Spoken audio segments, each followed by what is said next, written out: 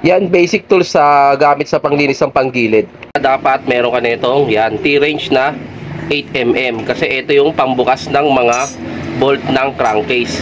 Then sumunod guys, kung wala ka naman nitong impact, yan, kung wala kang impact na di hangin siya, di compressor, yan, pwede naman yung di battery, yung portable, yan. Sinid mo to para do sa pag-open, yan, pagluwag. Ito di ko ginagamit pang higpit to, panluwag. So ngayon din, meron ka dapat nito. Yan, proper tools kasi ito guys. Ito yung pang-iipit mo sa bell para mahigpitan mo yung bell nut.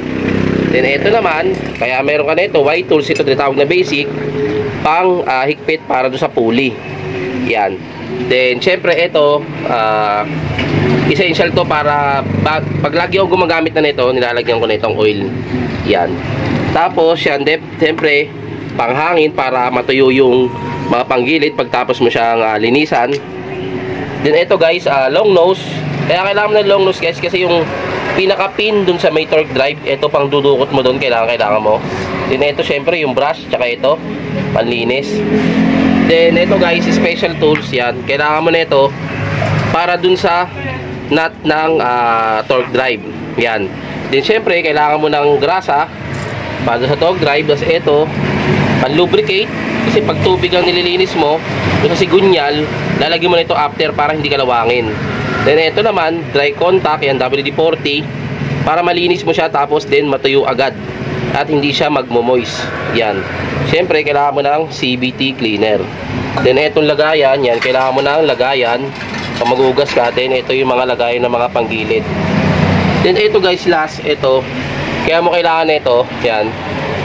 Ito yung torque wrench. Ito para malaman mo, masukat mo yung tamang torque value ng higpit ng mga panggilid mo, lalo na yung sa torque drive, sa bell nut, sa pulley nut.